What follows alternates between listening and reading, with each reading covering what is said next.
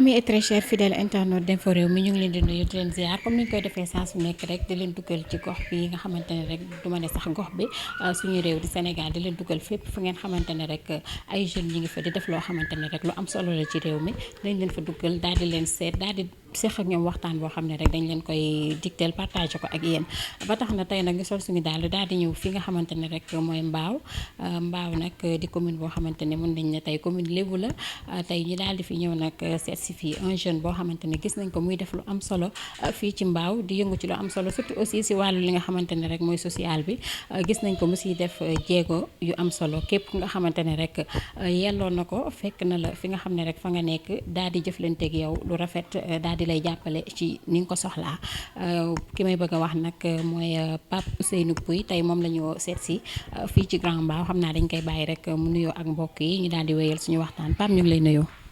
waaw Racky ñu ngi lay fay di la remercier pour ñëw bi ngeen fi ñëw di nuyu tamit waa commune de Mbao yëpp te su ma ne commune de Mbao mooy Zac Mbao Kër Mbay Fall waa Petit Mbao ak waa Grand Mbao waaw ñu ngi dugg ci kër gu nekk di jox ñëpp loxo di leen nuyu bu baax a baax. alors Pape ginnaaw bi nga xamee ne rek nuyoo nga ba pare rek ñu dugg rek ci suñu waxtaan Pape li ma lay njëkk a laaj rek mooy tey lan moo doon tey sa parcours tey de manière générale tey bu ñu ko mënee wax surtout ci côté professionnel et côté aussi politique. ok bon sama parcours damay wax ne c'est un parcours boo xamante ne nii dafa xaw a jaxasoo bu dee sur le plan professionnel. daanaka maa ngi yëngu ci wàllum logistique ak transport maritime yàlla def na bi ma amee bac dama dem université Gaston Berger ma jot fa def ñetti at ci ñetti at yi ma am fa licence en anglais langue littérature et civilisation du monde anglophone bi ma jógee université nag ci la def une formation professionnelle en logistique et en management portuaire et maritime léegi à la suite de ça nag ñu def ay stage yu bëri yoo xamante ne ni moo ñu permettre ba ñu am suñu premier emploi ba ni ñuy échelonner ci liggéey ba agsi fi ñu agsi tey donc bu dee parcours professionnel bi c'est ça en plus de ça ma nekk ko xamante ne ni damay yëngu bu baax a baax ci mouvement associatif yi ma bokkoon ci mouvement bu ñuy wax AEM Amicale des élèves et étudiants de Mbao mi nga xamante ne sosoon nañ ko ci année 2000 yi bi ma jógee foofu noonu ma bokk tamit ci CERCAM mi nga xamante ne ni moo dajale woon étudiants yi Mbao yi ñu tuddee ko woon cellule des élèves des étudiants ressortissants de la commune de Mbao ma jot ko jiite nag ci diiru ñaari at fële ci Gaston Berger de Saint-Louis biñ ci jógee tamit ñu bokk ci ay mouvement citoyen yu bëri yoo xamante ne ni rôle bi surtout c'était jouer en fait le rôle d'avant-gardiste maanaam xool dëkk bi ni muy doxee lépp lu xamante ne dafay sooxee ñu dénoncé ko bi ñu ci jógee tamit comme premier parti politique bi nga xamante ne ni jot nañ ko intégré en tant que peut-être sympathisant moo nekkoon Bës du Ñakk et c'était lors des élections locales de 2014 ñu jotoon dugg ci parti boobu noonu mais ba 2016 2017 ñu gis un leader boo xamante ne ni dafay émerger du nom du président Ousmane Sonko ñu suivre ko nag lu yàgg gis doxalinam ba officiellement en 2018 ci lañ intégré le parti PASTEF donc ba léegi nii ci parti PASTEF ci lañ nekk aussi tamit un membre du mouvement national des cadres de PASTEF nekk aussi tamit un membre de la section communale de Mbao nekk aussi tamit un responsable politique le coordonnateur de cellule de Grand Mbao donc bu dee parcours associatif politico-associatif loolu la et en même temps bu ñu duggaatee un peu ci domaine professionnel maa nekk tamit le président de l'association des logisticiens supply chain du Sénégal mu doon tamit kuréel boo xamante ne ni dañ ko samp pour xalaat ci nan la ñuy yeesalee lépp luy activité logistique ci biir Sénégal donc loolu la daal bu dee wàllum présentation ci parcours professionnel associatif et politique. alors ginnaaw bi nga xamee ne rek répondre nga ci question bu am solo boobu parcours bi tamit riche trop macha allah ñu ñëw rek ci suñu deuxième question tey li ma la bëggoon laaj aussi rek mooy pourquoi nga choisir li nga xam ne mooy politique. dafay nekk question boo xamante ni dama ci sawar a tontu. parce que dama koy faral di wax souvent sama ndorteelu engagement citoyen. ñu bokk ci mouvement yu xamante ne c'était apolitique. di xeexal dëkk bi. Mais souvent on faisait face à un problème de moyens. Dans un premier temps parce que boobu ñu ngi nekk ay étudiants. daanaka suñu bourse kese la ñu yoroon. dekk tamit ay révolutionnaire en quelque sorte. bëgg changer ni dëkk bi di doxee. mais nag ñu dem ba ci biir ñu ne bu ñu bëggee def activité on est obligé ñu dem seeti benn politicien pour que ñu pare na ko walla ñu laaj ko soutien. te comme li wolof Njaay di wax ku la abali gët fa ka neex ngay xool. donc ñu ne lii c'est pas la solution parce que mënoo xeex mbir ba pare bëgg sukkandiku ci ndimbalu. ñi nga xamante ne ni ñoom ñoo sooxe yow li ngay xeex. donc après si lañu xaw a retiré wu tuuti. ñu ne kat nañu dem concentré wu tuuti ci suñuy activité professionnelle ba am benn dëgër laay bi ba bu ñu bëggee def une activité lu jarati ñuy dem ci kenn. moo tax bi ñu toogaatee benn 2 ans 3 ans ba yàlla tamit xaw a tijji xewali tuuti. ñu ne nañu entamé reprendre suñuy mouvement. suñuy activité yi nga xamante ne ni c'est apolitique mais bi ñu demee ba ci biir on s'est rendu compte que ne boo xoolee ba xool les mouvements apolitiques en fait inconvénients yi nga xamante ne da nga koy gis ci parti politique yi da nga ko ciy gis. mais nag avantage yi ngay gis ci parti politique mënoo koy gis ci mouvement. parce que mouvement amaana tey boo ko amee nga ne doo politique. tu es à la solde des politiciens li may faral di wax. parce que mouvement bu am doole politiciens dañu lay dem seeti. donc au bout du compte yow dégg nga doo politique mais ci jàppale un politicien ci ngay mujj. donc ñu ne ñun gis-gis bi nga xamante ne ni am nañ ko ci dëkk bi am nañ ko ci Mbao am nañ ko ci Sénégal donc dafay am solo ñun ñu am benn taxawaay bu am solo nekk ay acteurs pas ay téléspectateurs. ñëw pour jouer le premier rôle et puis si loolu la ñu waxee ne nañu dugg intégrer un parti politique. et puis tamit bi mu tombee tamit ñu gis tamit parti bu mel ni Pastef. boo xamante ne ni dañu méngoo gis-gis ci lu bëri. ñu ne daal ku ragal finaan ci néeg. ak kuy wut fu muy fanaan. tëjal buntu bi du leen boole. donc si la ñu décidé adhérer à un parti politique muy Pastef. et on l'assume pleinement. et puis ñu ne tamit suñu mbëbët daal tey jii mooy que ne.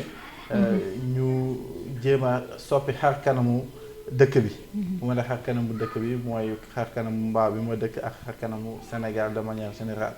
te loolu tamit ñu am ci programme boo xamante ni dafa am solo boo xamante ne ni jot nañ ko partager daanaka ñu bëri ci citoyens yi. donc pour répondre à la question loolu moo tax ñu opté pour le choix politique. d'accord avant Pastef mosoo nekk ci beneen parti. avant Pastef nekkoon naa ci parti bi ñuy wax Bës du Ñàkk. En 2013. mais comme ni ma ko waxee boobu c'était plus j'étais militant. parce que amoon naa carte membre. mais c'était plus dans une posture de sympathisant. daawuma participer trop ci activités yi. mais de temps à autre doon naa dem réunion. mais engagement politique bi tax ñuy wax moom en tant que tel. je l'ai eu avec Pastef. d'accord alors lan mooy say ambition ci commune Mbao aussi au niveau national. kon li may wax rek man ambition. j'ai pas d'ambition personnelle. ci wàllum politique. te message yu may faral di lancer souvent mooy que ne. li ëpp solo tey jii mooy politique boo koy def. te loolu la suñu parti tamit wax. ne c'est le don de soi pour la patrie. donc y a pas d'ambition personnelle bu xamante ne nii dafa war a am ci parti politique. mais bu dee ambition collective tey jii ñun suñu mbëbët mooy. bu dee ci commune de Mbao ñu def de telle sorte que Mbao bokk ci les communes les plus développées. activité économique bi di mën a dox. ñu développer les secteurs clés tels que le tourisme. tel que le commerce. tel que le sport ñu développer ko. te santé bi tamit am fi benn dëgër laay boo xamante ne dina permettre tey jii ñun suñuy rakk suñuy mag suñuy yaay. ñëpp ñi nga xamante ne dañuy yeewoo ci biir commune bi ñu mën a am accès comme li ñuy wax aux services sociaux de base. Donc suñu taxawaay tey jii mooy lan. mooy que ne au niveau de Mbao et que au niveau du Sénégal que dëkk bi mën a développer parce que souvent dama koy faral di wax ma ne ñun dañuy dàkkantal que ne dañu nekk dëkk bu ndóol. dëkk bu ndóol nag mooy lan ñoom dañ koy natt ci wàllum koom. wala ñu am ay misaal wala indicateur ñu koy wax ci tubaab yu xamante ne nii tubaab bi ñoom ñoo ko fi teg. comme ñu ne la IDH indice de développement humain. donc ñoom seen facteur li ñuy utiliser yëpp pour mesurer développement. ñun méngoowul ak ñun li nga xamante ne nii war nañ ci sukkandiku pour xam ndax am nañ développement am déet. li tax may wax loolu tey jii da ngay dem tey dans des sociétés européennes da ngay gis ne tout est informatisé tout est bancarisé. yow sa wàllu bopp bépp dépense boo def nit ñi mën nañ ko xam parce que seen carte bancaire sax la ñuy utiliser. daanaka néew na sax lu ñuy fay cash. donc ñoom dañuy contrôler seen économie lu dugg dañ koy xam lu génn dañ koy xam. mais ñun ñi xam ne on a des économies informelles tey nappakat bi nga xamante ne dafay dem géej dem am supposons napp ba am gaal gi fees. mu ñëw jaay ko fii nii de manière voilà informelle. jaay peut-être ba am 10 millions. 10 millions boobu noonu mu dem dugal ko ci suufu lalam. donc kooku noonu. est-ce que xaalis bi mu am noonu est-ce que c'est comptabilisé est-ce que comptabilisé nañ ko. c'est pas comptabilisé léegi nit ñi dans leur conception ce qu'ils vont se dire mooy que ne.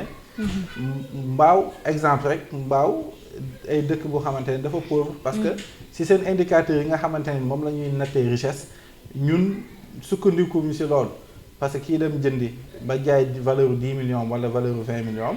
bu paree si suufu si armoire la koy denc wala mu dem jënd si gasoil fay si ay borom kon ne activité économique wala mu dem jënd ciment ak suuf kooku noonu tey jii pour nga ko mesurer ça veut dire richesse am day xaw a metti. donc moo tax ñu ne ñun bu ñuy wax que ne on est un pays pauvre et très endetté lu si bëri naxe mbaay la parce que Sénégal bokk na si dëkk yi nga xamante ne nii ñoo gën a naat li tax ma ne bokk na si dëkk yi nga xamante ne ni moo gën a naat mooy que ne lépp luy meññeenteef boo xamante ne day jóge ci suuf am na fi. te ñu koy woowee ressources naturelles. tey boo demee dans des zones comme le Sénégal oriental li nga gis que ne am nañ fer on a une réserve de 750 millions de tonnes de fer. te pourtant dañuy importer fer ba léegi récemment dégg nañ sax que ne le prix du fer a augmenté. ñu jógee ci loolu ñu ne phosphate am na fi. bien vrai que sur le marché global prix du phosphate mu ngi wàcc mais am nañu phosphate au niveau du Sénégal oriental. boo demee au niveau des zones comme Kédougou wala au niveau de la frontière on a de l'or or boo xamante ne dafay génn fii en grande quantité te ñëpp xam nañ or. tey valeur bi mu am parce que 1 gramme or ñu koy jaayee 30 000 francs. léegi Massamar kuy génn ay tonnes loolu sont des milliards et des milliards de francs yoo xamante ne day génn Sénégal. au détriment de qui au détriment du peuple sénégalais parce que tey boo demee Sabodala da ngay gis que ne bokk nañ ci ñi nga xamante ne ni ñoo gën a précaire ci wàllum dundin maanaam seen dundin bi muccul ayib. boo demee Ziguinchor da ngay gis mango yi à gogo ba dañuy wax sax que ne foofu boo demee mala yi sax. bu mango yi xësee ba wadd sax ñoom duñ ko laal. Massamar nit ñi.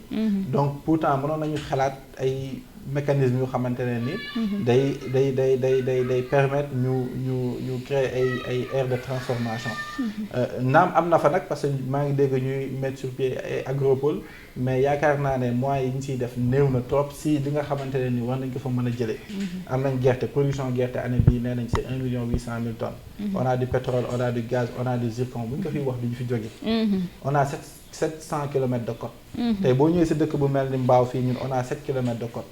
géej bi nekk daanaka le moteur économique de Mbao. tey fi ñu jógee nii bi nga avant ñuy ñëw fii nii mooy si femme transformatrice de produits halieutiques. yi nga xamante ne nii dañu nekk un pan important de l'économie de Mbao. li tax ñu nekk un pan important c'est parce que ñoom ñu ngi intervenir si secteur secondaire. parce que économie ñetti secteur ñoo ko lal.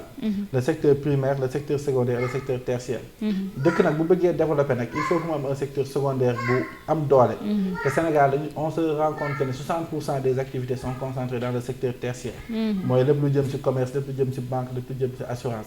te secteur tertiaire en fait li rôle am mooy sécuriser en fait lépp lu nekk activité ci secteur secondaire. ndax tey boo nekkee ci industrie ngay def transformation produit et tout ça. si ngay soxlaa transport si ngay soxlaa banque yu financé si ngay soxlaa assurance yu xamante ne ni dañuy assurer kaaraange marchandise et cetera et cetera. donc déjà bu ñu gisee déstructuration boobu noonu am suñu économie yow tu te rends compte que ne y a beaucoup de choses yoo xamante ne nii y a beaucoup de potentialités yoo xamante ñu ngi si biir dëkk bi. mais on l'exploite pas donc tey jii suñu selon toi ambition quel est le problème. donc c'est un problème de gouvernance wax nañ ko parce que li may wax nii yëpp tey boo demee ci PSE bi nga xamante ne ni nguur gi nekk en place moom moo ko fi teg le plan Sénégal émergent dañ ko tegoon ci ay axes yu bëri axe bi benn bi mooy transformation structurelle de l'économie mooy li ma wax nii tey ñoom sax ils le reconnaissent que pendant 9 ans yi ñuy nekk tey jii ci nguur yi ils acceptent qu'ils n'ont pas réussi à transformer structurellement l'économie te li ngay wax nii du sama programme c'est le programme du régime en place donc dañu lajj côté boobu noonu et ça se répercute tey jii ci dundinu askan bi jeunesse bi dañ leen di naxee emploi parce que nguur gi li mu waxoon bi muy agsi dana woon day créer 500 000 emplois te nit ñi dañuy faral di fàtte malheureusement les Sénégalais oublient très vite ku ne day créer 500 000 emplois après 7 ans mënul créer 500 000 emplois bi muy def campagne en 2019 le président a dit que dina créer 1 million d'emplois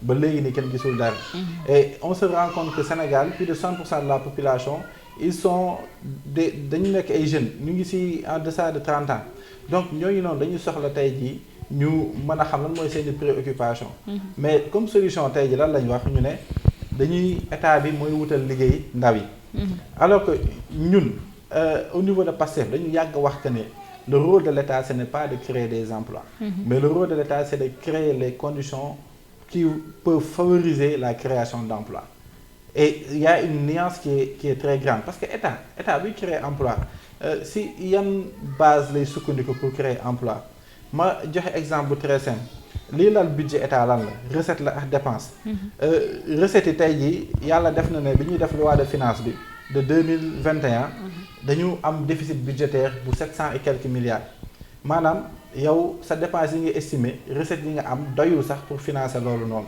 léegi boo ñëwee nga da ngay créer emploi naam emploi baax na mais na nekk emploi bu xamante ne ni boo ko créer au moins di nga mën a créer de la valeur ajoutée maanaam bu dee ci wàllum usine nga tijji benn usine ci secteur industrie secteur secondaire bi di nga mën a jël 1000 personnes 1000 personnes yooyu lan moo koy fay du xaalis bu xamante ne dañ koy teg moo koy fay c'est parce que entreprise bi moom mooy tourner di produire maanaam bu dee par exemple diwlin day produire mën na produire des milliers de litres d'huile bu ko produire daf koy jaay bu ko jaayee li muy am ci bénéfice moom lay fayee employé bu fayee employé bu fay ci taxe fay ci impôt fay ci leneen le reste nag moom moo nekk tey ji la valeur ajoutée mooy bénéfice bi donc tey ji bu fekkee da nga favoriser à ce que tey ji ñu développer le secteur secondaire automatiquement des emplois vont se créer mais quand l'État vient et donne à des jeunes des contrats de 2 mois et des contrats de 3 mois dans des secteurs yu xamante ne nii c'est même pas des secteurs yu xamante ne nii c'est en relation ak ñoom seen formation yi def donc y a un problème ndax bàyyi la c'est de la corruption passive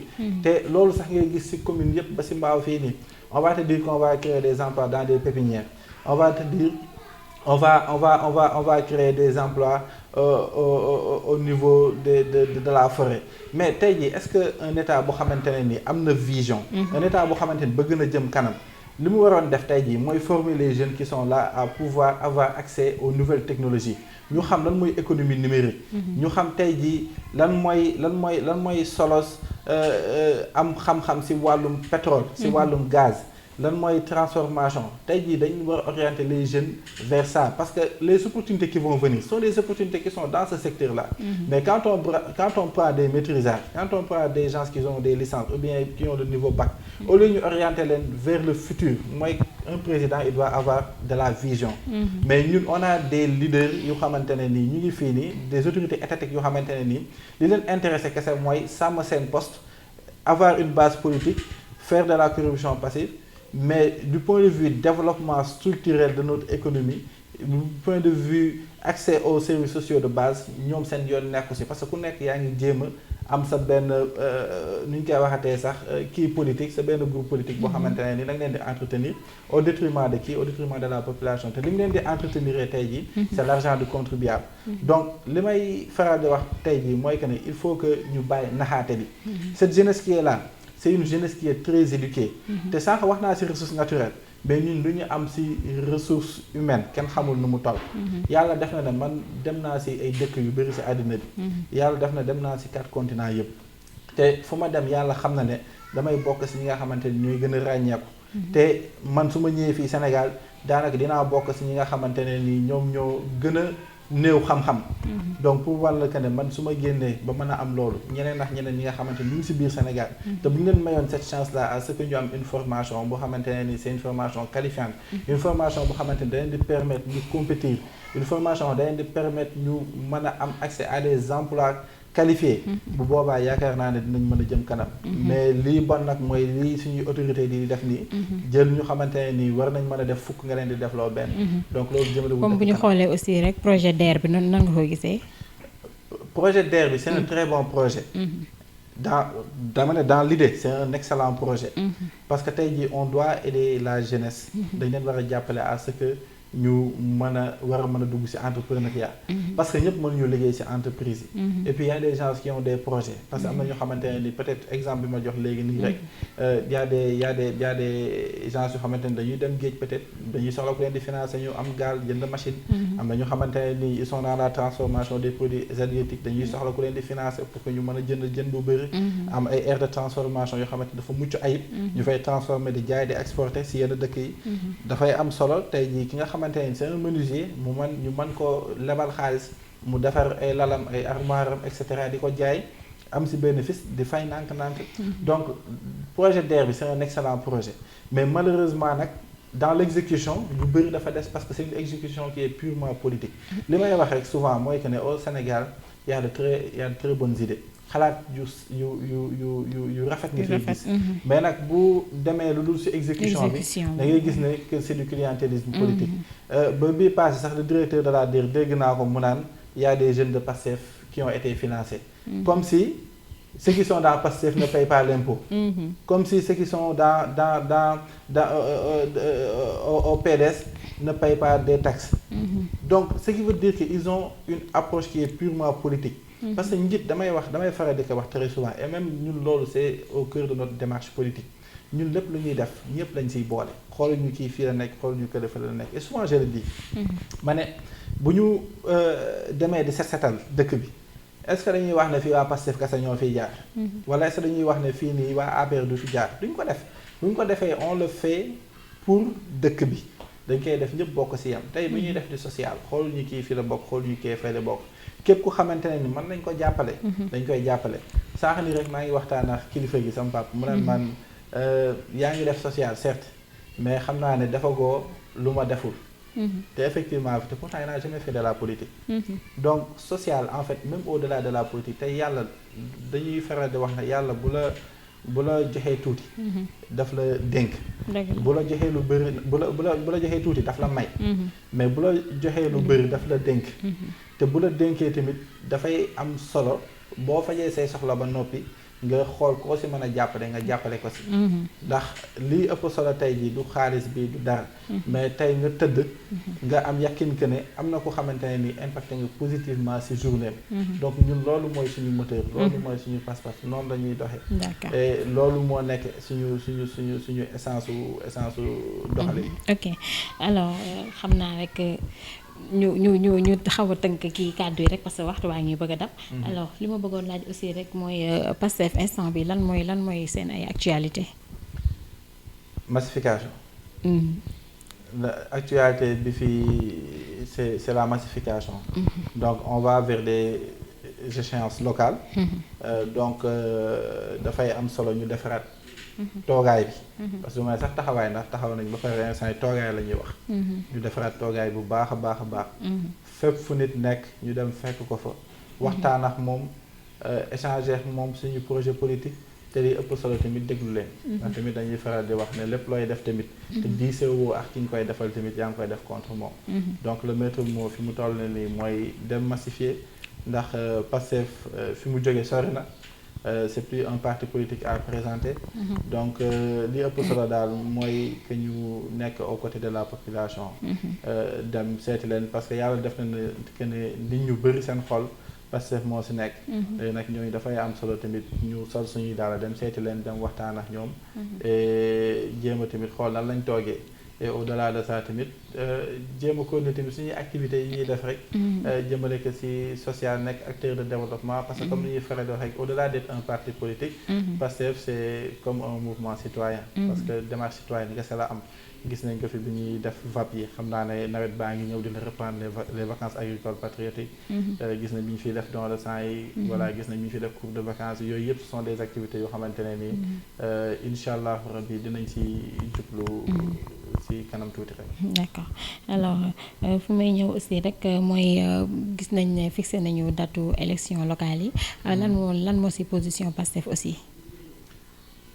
Bon pour élection locale déjà li ñu siy ñaawlu mooy le fait que ñu fixé date yi de manière unilatérale mais tamit loolu du lu bees du guléet yàgg nañ ko gis ci président Macky Sall mais li ñuy gën a ñaawlu tey jii mooy que ne boobu ba léegi fichier bi kenn tijjiw ko parce que ñun leader muy le président Ousmane Sonko dafa yàgg wax que ne même avec le fichier qui est là sax nañ dem élection parce que boobu peut-être boo gisee élection amul ba léegi nii amaana le régime en place amuñu woon fitu dem élection parce que gis nañ conditions yi ñu jëlaatee réew mi ñëpp di ko laam-laamee ñu xam ne bu ñu dewaatee ces échéances peut-être yu bëri dina leer ndax amaana contrôle bi ngay mën a am ci élection présidentielle mënoo ko am ci contrôle mënoo ko am ci élection locale ba tax na ñu pousse que de 2019 ba mu dem ba 2022 muy daanaka 2 ans et demi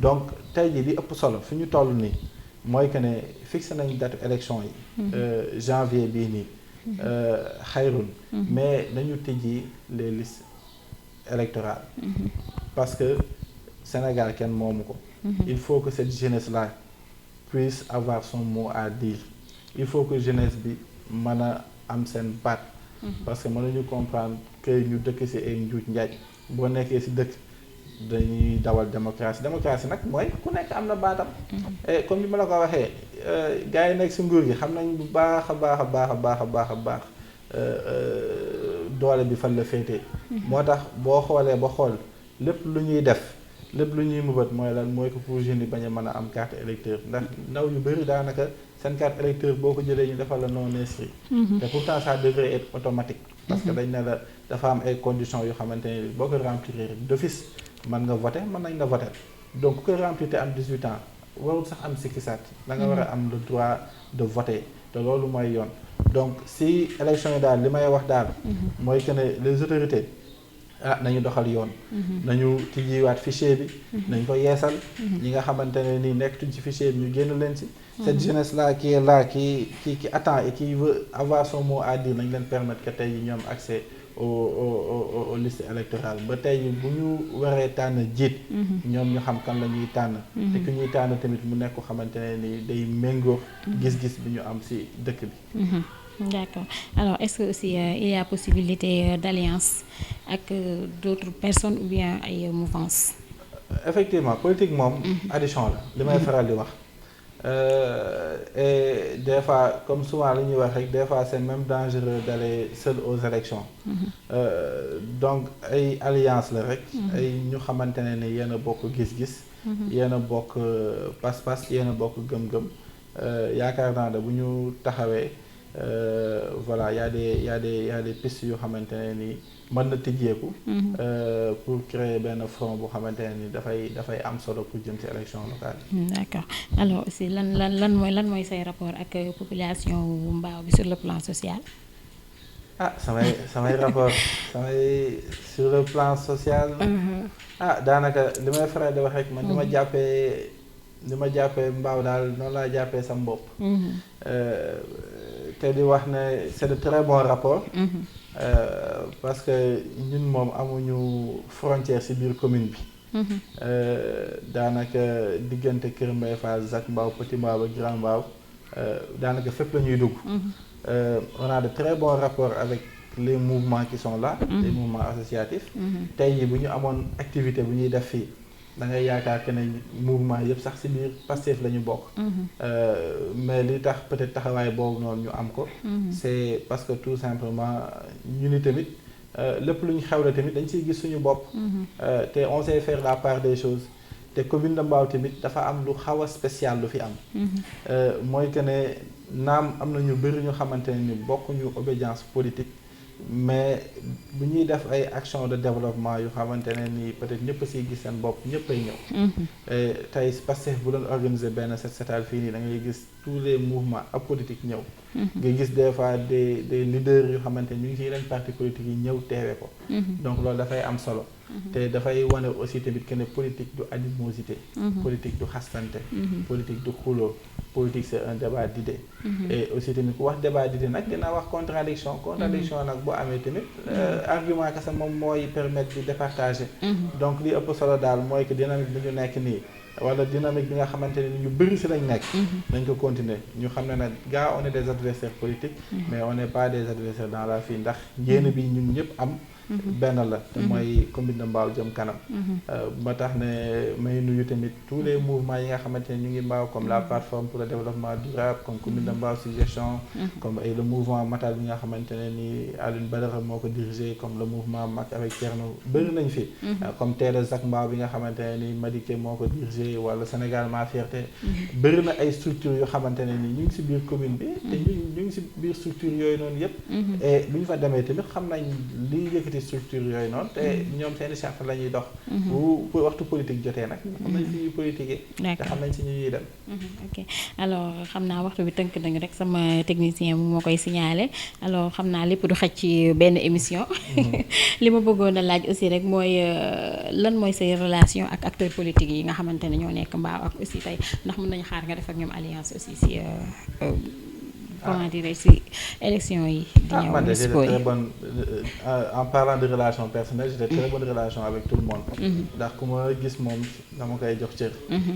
si yarin bi la tamit. Mbao baaxoon na benn mbir. dañ ne la mag rakk day topp mag. doom topp baay. loolu mooy suñu éducation sur le plan social. te yaakaar naa ne bokk naa si peut-être acteur politique yi gën a féetee ndaw. si biir commune bi su ma ñeema wax sax ki gën a féetee ndaw. donc moo tax cër bu mat sax laa jox ñëpp. bien vrai que souvent nag ma sànni leen xeer nag tuuti nag. mais loolu c'est dans le domaine politique. mais sur le plan personnel moom on entretient d'excellentes relations. ku ñu war a waxal dinañ wax ak moom ku ñu war a seeti nañ ko seeti mais sur le plan politique moom ñu ngi biir Pastef. di wax ne daal képp ku xamante ne ni daal gis nga sa bopp si Pastef nu muy doxee. te tamit nga am yéene. pousse le parti de Pastef à travers une coalition pour que tey jii ñu mën a jël commune de Mbao tamit ñun on est preneur. donc on est ouvert à tout le monde. d'accord alors fi ñuy jeexalee rek xam naa mooy lan mooy tey sa réussite boo xamante ne réussite professionnelle boo xamante ne tey moo la gën a neex. réussite professionnelle ma gën a neex souvent damay faral di wax ni. xam nga dëkku Lebu la ñu nekk. bu au-delà de dëkk Lebu sax tey jii boo jëlee sa le Sénégal dans son ensemble dafa nekk dëkk boo xamante ne ni nit ñi dañoo fier. tey jii sax ngay doon si ñi nga xamante ne ni peut-être ñoom ñoo lay topp wala say am di jàmm. moo tax souvent damay sawar di wax sama parcours professionnel. pas pour nag ma glorifier. mais c'est pour montrer aussi tamit à la jeunesse que am nañ potentiel. te comme ni ma ko waxee nii rek. ni ma ko waxee sànq si potentialité yi au niveau si dëkk bi ressources ak yëpp. noonu laa koy waxee jeunes yi parce que ñun dañ lay faral di wax ne la borom karaw gu ñuul ñàkkul dara. dëgg la man souvent damay wax ne borom karaw gu ñuul nag moo ñàkk lépp. te dama gëm ne que ne nit mën na am 20 ans. nekk milliardaire. nit mën na am 25 ans nekk milliardaire. nit mën na am 30 ans am nekk multimilliardaire mën na nekk. mais ñun suñu société yi dañuy tënk. tey boo gisee un jeune sax bu am 18 ans sax ñu ne la mën nga nekk milliardaire sax nga ne milliardaire kii xanaa daa dof ci daf ma bëgg wala nangam tellement que ñun en fait on nous apprend pas à avoir cette estime de soi. donc moo tax souvent su ma nee maa leen man yàlla def na ne 30 ans laa am. j'ai daanaka 7 ans d'expérience yàlla def na ne dem naa ba am un poste de directeur général te si li ñu baaxoo ñun. mooy que ne dañuy faral di gis ay mag yu xamante ne dañuy am 45 ans 50 ans ba 60 ans. di am ay positions yoo xamante ne sont des positions de directeur. may leen déedéet loolu bu leen ko jàpp comme référence. li ngeen di jàpp comme référence mooy que ne l'expérience c'est pas le nombre d'années que l'on passe dans une entreprise. mais c'est la capacité à pouvoir capitaliser l'ensemble des actions que l'on fait. donc nit mën na def 1 an si mbir ëpp si expérience bu si def 10 ans. loolu lépp taxawaay la laaj. gëm-gëm la laaj. engagement la laaj. te tamit nangoo gëstu nangoo sonn si li nga xamante ne ni moom ngay yëngu. donc ma ne loolu bokk na si li nga xamante ne ni am naa si fierté. te di wax ne tamit ne juste njëlbeen la rek parce que ñun fi ñu teg suñu bët romb na fii. te di si profité tamit di ñaaxaale jeunesse bi yëpp di leen wax que ne fii moom dara jommul kenn. waaw kenn yorul wërsëgu kenn. te du si politique kese nga mën a tekkee. malheureusement nag ñëpp jàpp nañ ne que ne politique mooy yoon bi gën a yomb nag pour tekki nag. mais ma ne leen déedéet. yoonu politique boo ko jàppee ne moo gën a yomb pour tekki. di nga lekk àq.